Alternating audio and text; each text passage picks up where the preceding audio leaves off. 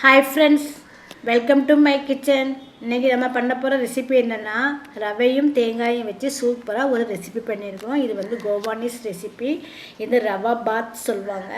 இதை நம்ம நைட்லேயே பண்ணி சாயங்காலம் பண்ணி நீங்கள் நைட்டில் ஃப்ரிட்ஜில் வச்சுட்டு நீங்கள் காலையில் பண்ணிங்கன்னா அந்த ரவை நல்லா ஊறி சாஃப்டாக இருக்கும். டேஸ்ட்டு சூப்பராக இருக்கும். பாருங்கள், கண்டிப்பாக இந்த ரெசிபியை ட்ரை பண்ணி பாருங்கள் எவ்வளோ சாஃப்டாக இருக்குது பாருங்கள். அந்த தேங்காயோட டேஸ்ட் உங்களுக்கு எடுத்து கொடுக்கும் பாருங்கள். வாங்க எப்படி பண்ணலான்னு பார்க்கலாம். இது வந்து 200 கிராம் பட்டர், சின்ன இந்த சைஸ் கேக்குக்கு 200 கிராம் பட்டர் போதும். நீங்கள் மெஷர்மெண்ட் பண்ணி எடுத்துக்கோங்க. அப்படி இல்லை 100 கிராமாக 2 பேக்கெட் வாங்கிக்கோங்க. இல்லைன்னா 200 கிராம் பேக்கெட்டை ஒன்று வாங்கி ரூம் டெம்பரேச்சரில் வச்சுக்கோங்க. ஃப்ரிட்ஜில் வச்சுருந்தீங்கன்னா கட்டி ஆச்சுன்னா உங்களுக்கு இதே மாதிரி மெல்ட் ஆகாது. இது கூடயே 1 கப் அளவுக்கு பவுடர் சுகர் எடுத்துக்கோங்க. ரெண்டையும் போட்டு நல்லா பீட் பண்ணுங்கள்.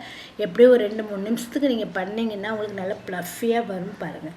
சீனி போட்ட உடனே இதே மாதிரி ஸ்பேச்சுலாக வச்சு கொஞ்சம் மிக்ஸ் பண்ணிவிட்டு நீங்கள் பீட் பண்ணுங்கள். இல்லைன்னா உங்களுக்கு அப்படியே பாத்திரத்துக்கு முன்னாடி தெரிச்சிக்கிட்டே வரும்.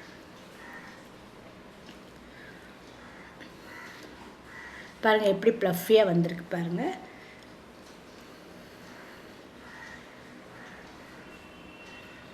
ரொம்ப ஈஸியாக பண்ணிடலாம். இப்போ வந்து 4 முட்டை நான் எடுத்துருக்கிறேன். 1 கப் ரவைக்கு நான் 4 முட்டை, 1 கப் ரவை, 1 கப் தேங்காய், அந்த மெஷர்மெண்ட்டை எடுத்துருக்கிறேன். 1 கப் சுகர் எடுத்துருக்கிறேன். 4 முட்டை எடுத்துக்கோங்க. 4 முட்டையை 1 by 1 போட்டு பீட் பண்ணுங்கள்.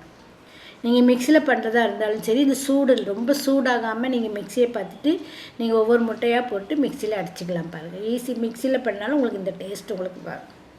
ஆனால் மிக்சி ஜார் வந்து கொஞ்சம் சூடாகாமல் கொஞ்சம் ஆற விட்டு பண்ணிக்கோங்க.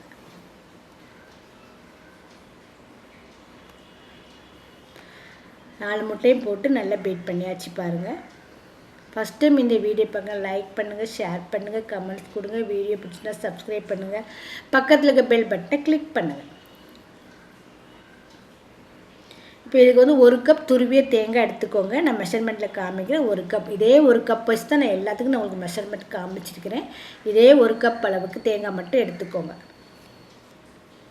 ஏலக்காய் பொடி 1 டீஸ்பூன் அளவுக்கு ஏலக்காய் பொடி போட்டுக்கோங்க. இப்போ 1 கப் தேங்காயை நீங்கள் அதில் போட்டுட்டு நல்லா மிக்ஸிங் கொடுங்க.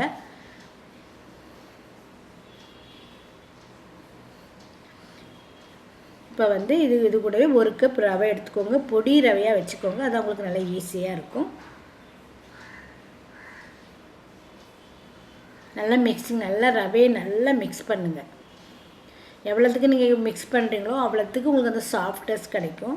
ஒரு 5 நிமிஷமாவது நீங்கள் அதை அப்படியே மிக்ஸ் பண்ணிக்கிட்டே இருந்துட்டு அதுக்கப்புறம் ஒரு தட்டு போட்டு மூடி வச்சுட்டு ஃப்ரிட்ஜில் தூக்கி வச்சுருங்க. நைட்டு ஃபுல்லாக அது ஃப்ரிட்ஜில் இருக்கட்டும்.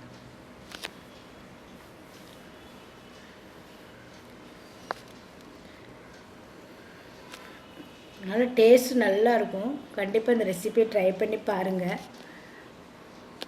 கமெண்ட்ஸ் கொடுங்க, சப்ஸ்கிரைப் பண்ணுங்கள், பக்கத்தில் இருக்க பெல் பட்டனை கிளிக் பண்ணுங்கள். மூடி வச்சுட்டேன். மறுநாள் காலையில் எடுத்தால் உங்களுக்கு இப்படி கொஞ்சம் கட்டியாக இருக்கும். நீங்கள் பண்ணுறதுக்கு ஒரு அரை மணி நேரத்துக்கு முன்னாடியே நீங்கள் எடுத்து ஃப்ரிட்ஜில் எடுத்துடணும். அப்புறம் தான் உங்களுக்கு கொஞ்சம் சாஃப்டாக கிடைக்கும் பாருங்கள்.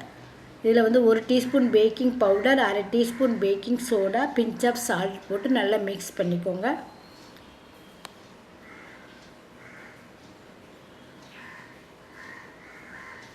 நல்லா மிக்சிங், எவ்வளோ மிக்சிங் குடிக்கிங்களோ அவ்வளோத்துக்கு உங்களுக்கு அந்த ரவை தேங்காய் எல்லாம் நல்லா மிக்ஸ் ஆகி உங்களுக்கு கேக் வந்து அவ்வளோ சாஃப்டாக இருக்கும் பாருங்கள்.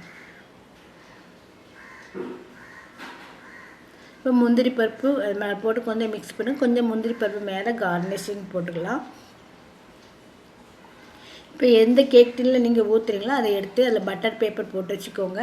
இப்போ இந்த பேட்டரை வந்து அதில் நல்லா போட்டு நல்லா ஸ்ப்ரெட் பண்ணிக்கோங்க. உங்களுக்கு கட்டியாக இருந்த மாதிரி தான் இருக்கும். ஆனால் பேக்கிங் ஆகும்போது உங்களுக்கு சாஃப்டாக இருக்கும். போட்டுட்டு ப்ரீ ஹீட் பண்ணிக்கோங்க. 10 நிமிஷம் ப்ரீ ஹீட் பண்ணி 180 டிகிரியில் வந்து 30 மினிட்ஸ் ஆகும்.